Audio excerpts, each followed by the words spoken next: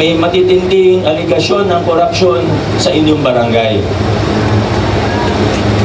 Ito po, may ilang disbursement voucher ako. Pagamat, ito po.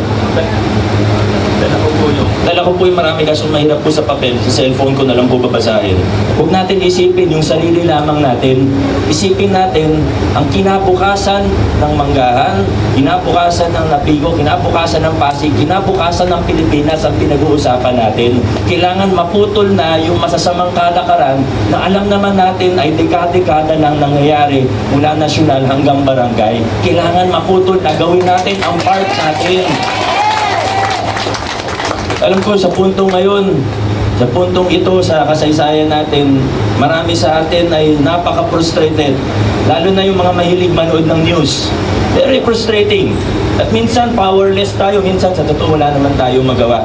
Kahit ako na mayor, kahit ako na sabihin mong ganyan, minsan wala rin naman ako magawa.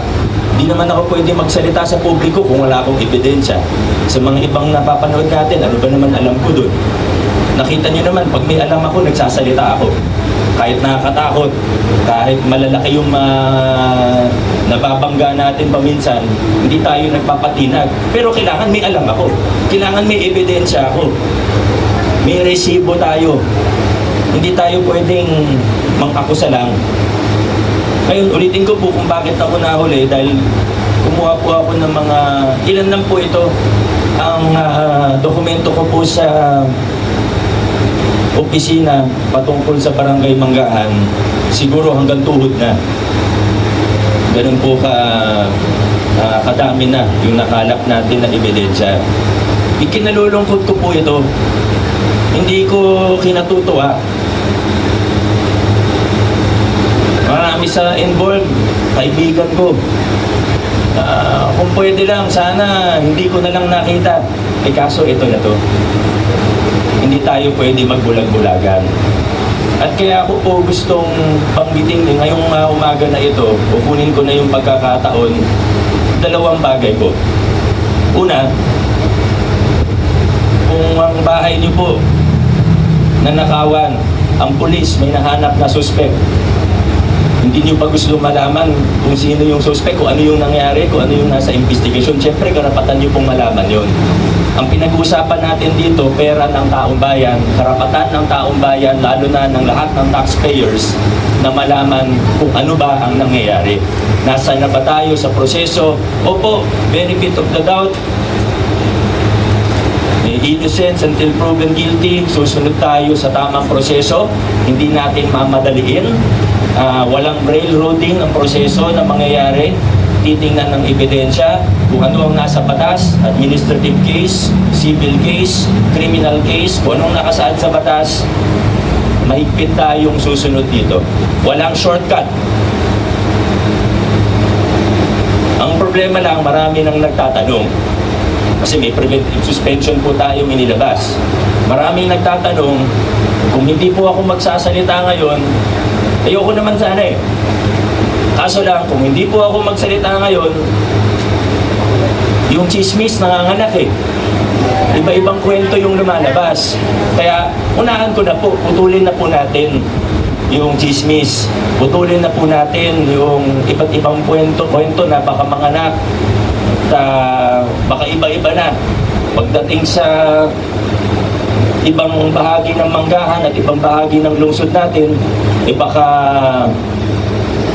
100% iba na yung kwento. Kaya mabuti na po, nasa video ako, sigurado may magpo-post nito, narinig nyo ng magkaharap tayo, ayoko man gawin to. May matitinding aligasyon ng korupsyon sa inyong barangay. Ito po, may ilang disbursement voucher ako, pagamat, ito po, dala ko po yung marami kaso mahirap po sa papel. Sa cellphone ko na lang po babasahin kasi mas nakalatag na po siya. Bibigyan ko po kayo ng ilang halimbawa. Marami naman staff ng barangay dito, pati mga kagawad nandito. Sila po magsabi kung may ganito ba talaga o wala. Ilang halimbawa lang po ito, hindi pa lahat ay nakafile kasi gusto natin matibay ang kaso. Disbursement voucher, purchase of supplies for conduct various drills. Binabasa ko lang po kung paano siya nakasulat. In the amount of 548,500 pesos. Ano po yung mga various drills na ito? Kailan po siya ginawa? Wala po kaming mahanap na any proper documentation na nangyari po yung mga sinasabing drills na ito, ba't siya abot sa 519,000 pesos? Bibigyan pa ng pagkakataon para magpaliwanag ang lahat, pero ito lang po yung ilan sa mga nakita natin. Ilan lang po ito kasi abutin tayo ng gabi dito kung isa-isahin po natin sa totoo. Pangalawang disbursement voucher, payment for the purchase of BLS and first aid, amount of 589,485 pesos. Pero yung total amount na nakalagay dito, 566,423 pesos and 30 centavos. Ganun din po. Wala tayong makitang ebidensya na naganap talaga o nangyari talaga itong project na ito. Meron pa ako nakita street signages na proyekto. E papunta dito, naghahanap ako ng maayos na street signages. Pero ito, isa sa matindi, isa sa pinakamabigat. Payment for the purchase of wheelchairs in the amount of 249,800 pesos. Tapos yung lumabas na pera, 235,736 pesos and 43 centavos. Pati taong hindi makalakad, ninakawan.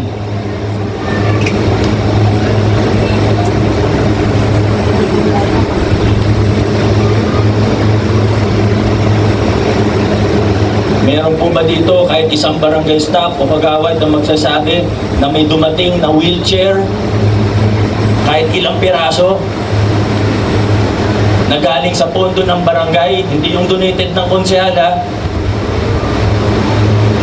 na barangay funds galing, binili ng barangay, meron po ba? Kasi may lumabas na pera. Persons with disabilities ang ninakawan. Tapos mababalitaan mo, hanggang Meralco bill, hanggang Manila water bill, hanggang renta ng bahay, kinukuha sa pondo ng barangay. Saan tayo pupulutin ito? Tapos lahat iaasa sa lokal na pamahalaan, city government.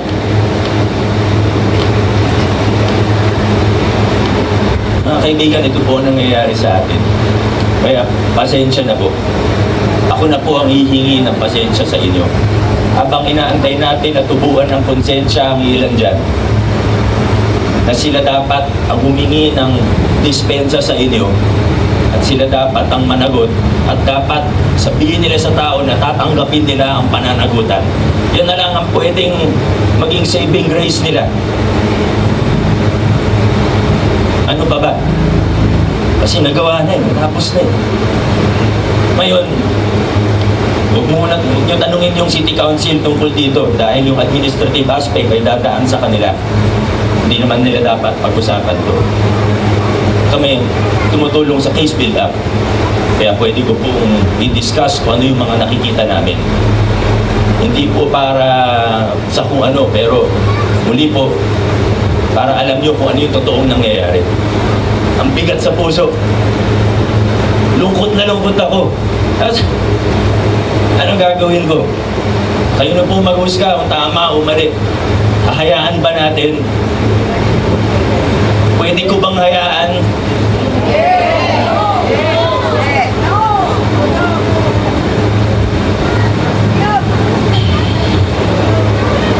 Marami pa po ito. So ayoko na po kunin ng mahabang oras ninyo. Dadaan natin sa tamang proseso. Ayaw din naman natin ng trial by publicity. Kaso kailangan ko kayo bigyan ng sapat na impormasyon.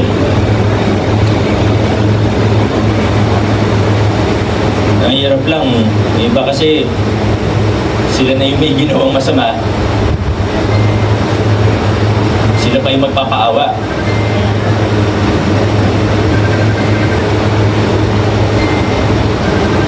Pagdasal natin muna sila. Diba na lumakas ang kanilang pangangatawan, pero ang mas importante, tubuan sana ng konsensya. Pagdasal po natin na magkaroon ng konsensya. Hindi ba naman siguro too late? Yung administrative, kahit wala nang magagawa, kahit humingi ng tawad, ganyan, tutuloy po yung mga kaso. Pero kung isa kang tao na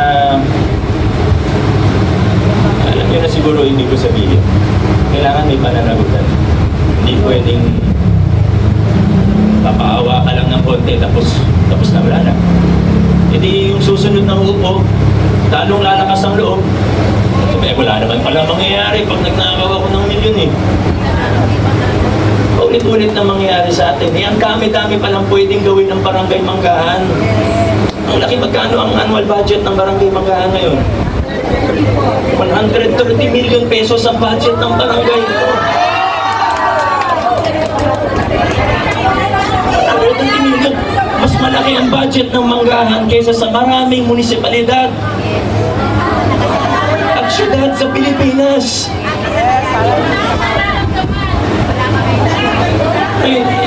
Mahirap magpatakbo ng barangay kasi kalahati niyan personal services pa lang. Kasi kailangan mo din ng PSF, maraming, pero huwag naman sana ghost employee na wala naman ginagawa sa barangay. Huwag naman sana na malaking bahagi ng pondo ay ginagamit para sa politika. Ibig sabihin, pagkaibigan na alagaan, kailangan putulin na natin yung ganyang klaseng kalakaran at sistema. Kailangan pantay-pantay ang tingin sa atin. Hindi pwedeng pagkakampi ka o kung kalaban ka para tumahimik ka o para lumipat ka na, aalagaan ka para pag nagkagulo, may taga-depensa kasi sabihin, ay, hindi napakabait niyan kasi laging tumutulong yan sa akin. Puti kong pera niya yung pinantutulong. Pera natin lahat yun eh. Pera niyo yan, hindi naman taga-Manggahan, hindi naman ako taga-Manggahan. Pera niyo yan. Kaya, hinihikayat ko po ang bawat isa. Maging mapanuri tayo. Huwag tayo basta-basta maniniwala. Marami pa rin fake news. Siyempre, pag nakusaan ka, susubukan mo rin baka yung iba gagawa rin ng kwento na baka magaling kasi gumawa ng kwento ng iba dyan eh. Hindi nga ako nakausap, kinukontak ko, nakausap daw ako. Nalalaman ko na lang, Mayor, sinabi mo daw ganyan-ganyan. Hindi naman kami nag-usap. Kaya kailangan maging mapanuri po tayo. Yan lang po ang pakiusap ko sa bawat isa. At kailangan baguhin na natin ang mindset natin kung paano natin tinitingnan ng mga politiko at ang ating gobyerno. Ang sukatan po ng pagiging public official mula sa barangay hanggang sa nasyonal ay kung nagagampanan bang trabaho ng maayos at ng mahusay at ng may katapatan. Hindi pwede yung kasi mabait. Kasi mapagbigay naman. Pero yun pala, libo yung binibigay, milyon yung problema. Hindi na tayo dapat magpaloko sa ganun. Kailangan tingnan natin yung kalidad ng serbisyo, yung katapatan ng serbisyo, yung kahusayan ng serbisyo. At kung mababago po natin kung paano tayo nag-iisip at kung paano natin tinitingnan ng ating mga politiko at ang ating gobyerno, diyan na po unti-unti. At kung susuportahan natin ng call para sa pananagutan ng mga nagkakamali at nagnanakaw na government officials, kaibigan man natin sila, kamag-anak man natin sila, naging kakampi man natin sila, para sa taong bayan, para sa kinabukasan natin, kung mababago natin yung mindset na yan, diyan na po tayo unti-unti at tunay na asenso bilang isang bayan. Maraming salamat po. Pasensya na po. Sa maniwala kayo at hindi, ayokong gawin ito. Kaso sa aking pananaw at pakiramdam, wala po akong choice. Maraming salamat po sa inyong suporta.